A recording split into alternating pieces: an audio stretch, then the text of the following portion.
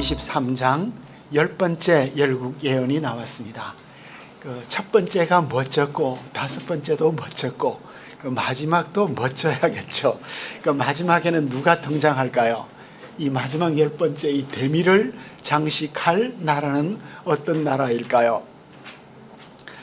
천하를 제패하는 아시리아와 또 이집트가 나왔으니까 이제는 전혀 새로운 캐릭터로서 새로운 등장인물이 나와야 될 텐데 바로 두로라, 해양왕국, 당대 최고의 무역국, 지중해 전체를 그 패권을 가지고 있는 두로가 등장하니까 이게 너무나 멋진 등장인물이 나타난 것 같습니다. 교만한 해양왕국, 하나님의 딜레마가 뭐냐 하면 자신의 백성을 패자니 불쌍하고 축복하자니 너무 교만해지고 이게 하나님의 딜레마래요. 여수론의 딜레마. 잘 먹여놓으면 살쪄가지고 뒷발질하고 좀 패면 너무 불쌍하고 이제 인간은 교만해질 수밖에 없고 나라도 교만해질 수밖에 없는데 해양왕국 1200년 아마르나 시대부터 지중해 패권 경쟁이 되겠습니다. 이제 그 두로에서는 상인들이 이제 해양 무역을 하는 상인들의 애가가 나타나고 있습니다. 두로는 쪼르로서 쭈르 반석이에요. 그죠? 그러니까 역대 제왕들이 두로를 정복하지 못했습니다. 왜냐하면 홍콩이나 맨하탄처럼 이 바다 속에 바다 안에 섬을 이렇게 연결을 해서 거대한 성을 만들었기 때문에 그 어떤 제국도 두로를 무너뜨리지 못했어요. 근데 이제 두로에 대한 것인데 질문이 뭐죠? 다시스의 배들아 너희는 슬퍼 부러지져라. 왜 두로인데 다시스가 나오죠? 다시스는 요나가 도망치려고 하던 곳이죠. 우리 강의 134쪽이 되겠습니다. 그러니까 지금 스페인 끝쪽이에요. 그러니까 두로에서부터 칼타고까지가 절반이고 칼타고에서 저기 다시스까지. 그러니까 지금 주전 700년도에 두로가 지중해 전역을 다 이렇게 지배하고 있는 거예요. 근데 다시스의 배들 보고 애곡을 하라는 것은 그럼 다시스의 배는 어느 나라 배일까요? 다시스의 배일까요? 두로의 배일까요? 그러니까 다시스까지 무역을 하는 두로의 배가 되겠습니다. 배들 보고 우리 시대에 배가 애곡한 최고의 사건은 뭐죠?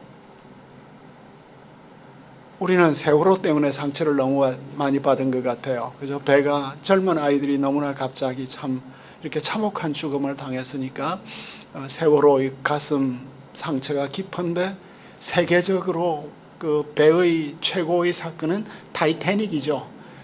영국의 영광이잖아요. 그 타이타닉이 그렇게 침몰할 것은 꿈에도 몰랐잖아요. 근데 그 타이타닉의 그 1등 항해사가 실책을 한 거죠.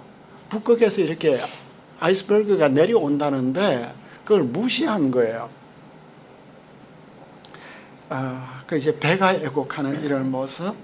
그래서 상인들, 해변 주민들 모두가 이 상인들로 말미암아 그동안 무역을 하고 생계를 유지를 했는데 이 두로 상선들이 다 이렇게 무너지니까 해변에 있는 모든 상인들이 다 애곡을 해야 되는 그 가운데 이제 대표적으로 3절에 보니까 시홀의 곡식이에요.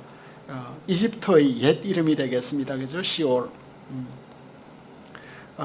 나일의 추수를 큰 물로 수송하는 이런 곳인데, 그러니까 두로가 삼자 무역을 한 거죠.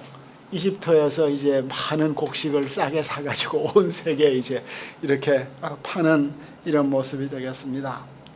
이제 무역국들에 대한 애곡을 하라는데 시도나 너는 부끄러워하라. 그러니까 곧 바다의 요새가 말하기를, 이거 두로가 되겠습니다. 그죠? 두로는 바다이고 또 바다의 요새가 되겠습니다. 그 수치는 너무나 당혹스러운 것입니다. 그죠? 두로가 어인화되어 있습니다. 이제 136쪽에 보니까 두로가 애곡하는 것을, 두로의 애곡을 선지자는 또 인용하네요. 몸부림치며 출산하지. 나는, 그죠? 나는, 선지자는 적국의 고통이라도 기뻐하지 않습니다. 그죠?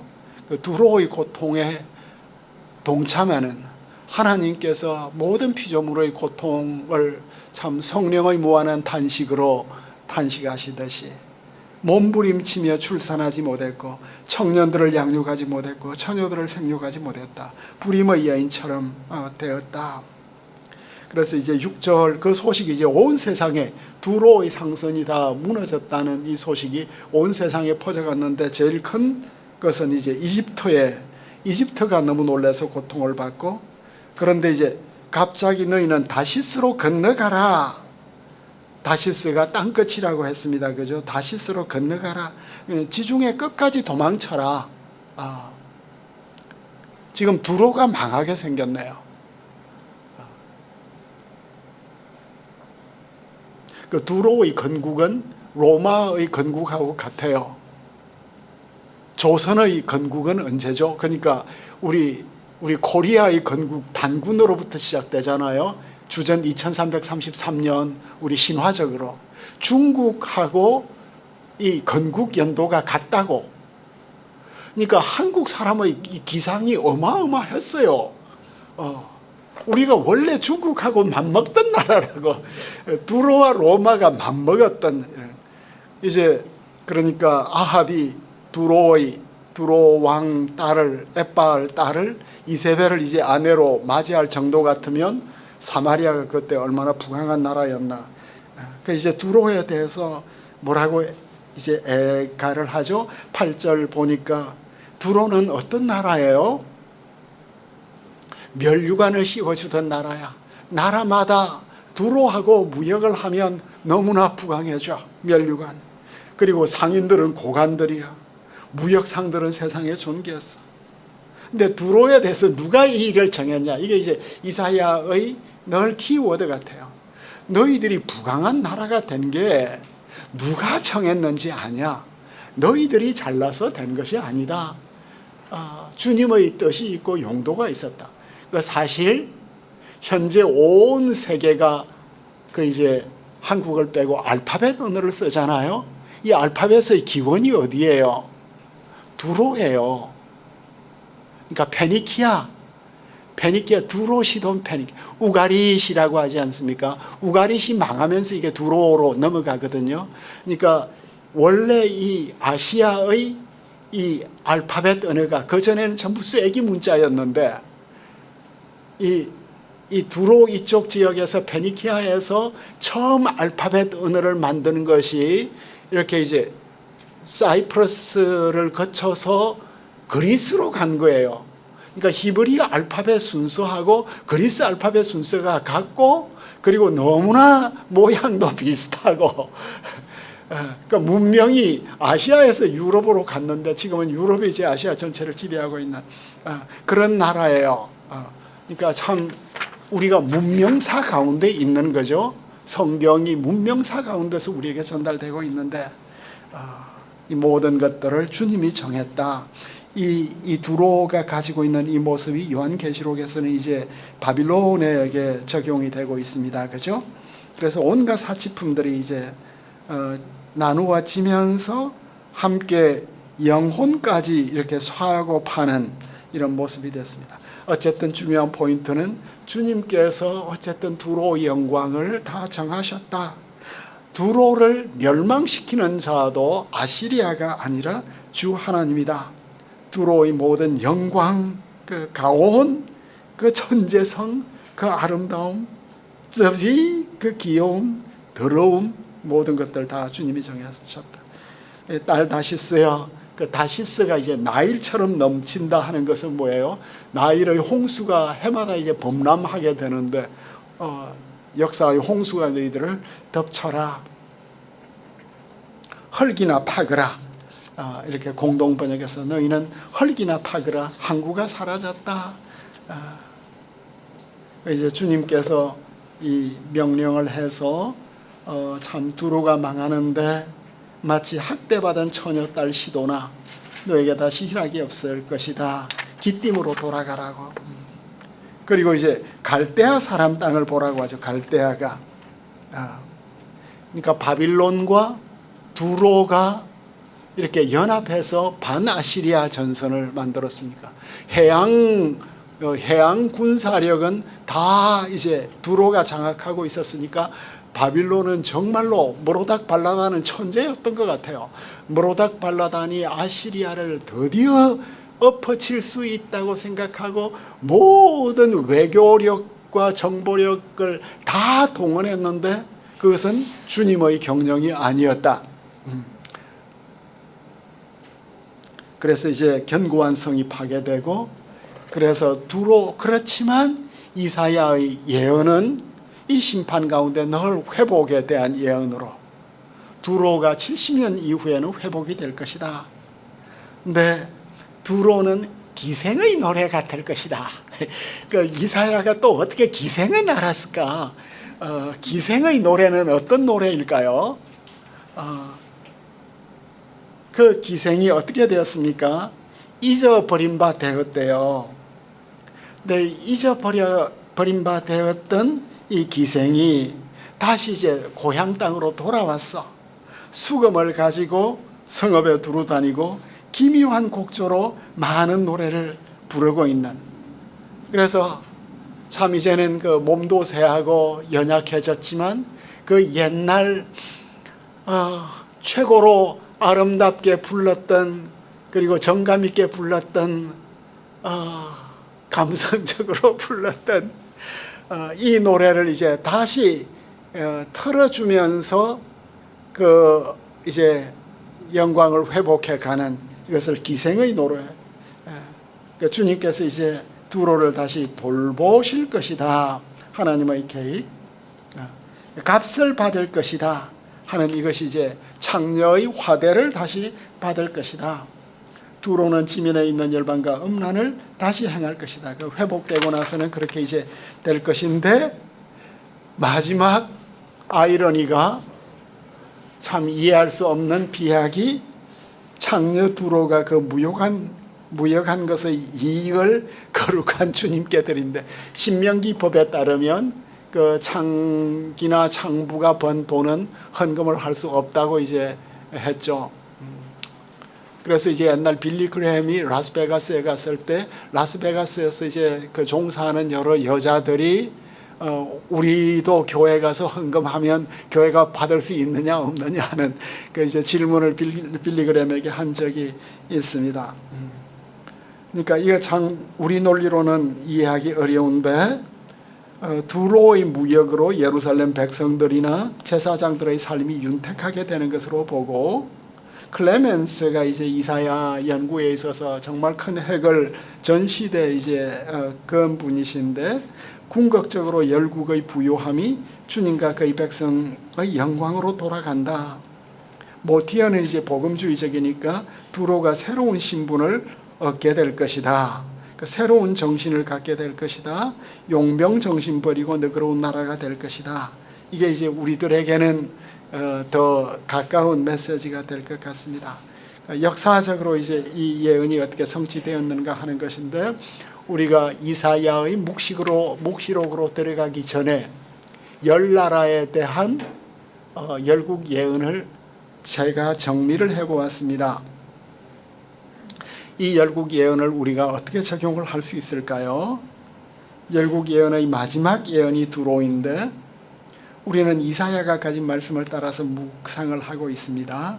이사야는 그의 말씀을 그의 시대에 증거하고 있고, 이사야의 열국 예언의 청중은 열국 자체보다는 유다와 히스기야 궁궐에 있는 사람들이 되겠습니다.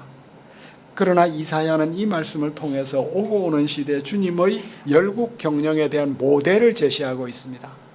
그러니까 오늘날도 주님은 이 세계의 제국, 열방의 제국들에 대해서 여전히 주님은 경영을 하고 계신다. 그 주님의 경영 모델을 우리가 여기서 보고 있는데, 바벨론에 대한 경고에서 가장 멋진 이미지가 뭐죠? 가장 탁월하고 가장 정교한 이미지가 무엇이었습니까? 최고의 하이라이트가 무엇이었습니까? 바빌론 신탁의 최고의 진수가 무엇이었습니까? 그냥 결국 예언을 하는 게 아니라 이사야가 정말 아티스틱하게 너무나 공력을 많이 들어서 이 시와 내러티브와 신화와 역사와 이 모든 것들을 다 만들어서 탁월한 예술적 작품을 만들었는데 새벽의 아들 계명성의 추락이었습니다. 그죠? 그게 산헤립이다 이거죠. 산헤립의 죽음이 어찌 그리 비참할까요? 그것은 38장에서 우리가 37장에서 보게 되겠습니다. 최고의 비극이 그 산헤립이 결국 하나님을 모욕하거든요. 그 하나님을 모욕하는 산헤립에게 얼마나 끔찍하고 철저하고 무서운 그동안 그 어떤 나라가 당한 것보다 더 가슴 깊은 상처가 이제 주어지는 이런 to be continued. 그 다음에 모압에 대한 경고에서 가장 인상적인 장면이 무엇이었습니까? 포도원. 모압의 포도원은 이제 그 불란스 최고의 포도보다도 더 멋진 포도원이었는데 그 포도원이 망하는 것. 애굽의 멸망 모습은 나일강, 우리의 자원과 우리의 원천이 있는 그 나일강 주위에 있는 모든 그 관계 수로를 통해서 이루어지는 농사가 다 망하게 되고, 그리고 또 뭐죠? 어부들이 망하게 되고, 그리고 또 이제 그 갈대를 통해서 만들고 있는 파피루스 이 모든 그 책 만드는 모든 것들이 고대 다 무너지게 되고 산업들이 이런 두로의 최고의 묘미는 다시스의 배가 되겠습니다. 항구가 파괴되는. 우리 동네의 영광은 뭐죠? 수원의 영광은 삼성인가요? 수원성인가요? 우리가 프라우드하게 생각하는 것. 그러니까 그 어떤 기업의 회장님도 오만하거나 교만해져서는 안 된다. 주님께서 우리를 이렇게 들어서시는 뜻이 있으시다. 그 21세기 한국을 향한 주님의 경영이 있을 것이다. 그 정치 지도자들은 주님의 경영을, 세계사를 향한 경영을 바로 파악하고 그걸 정책에 반영하고 또 참 그 동방의 빛으로서 온 세계에 빛을 비추는 이런 꿈과 비전을 좀 나누어 줬으면 좋겠습니다. 하나님은 열국의 영광을 무색하게 하시는 이런 모습. 이사야는 하나님의 구원사를 역사 속에서 면밀하게 묘사해 가는 이런 것을 우리가 여기서 볼 수 있겠습니다.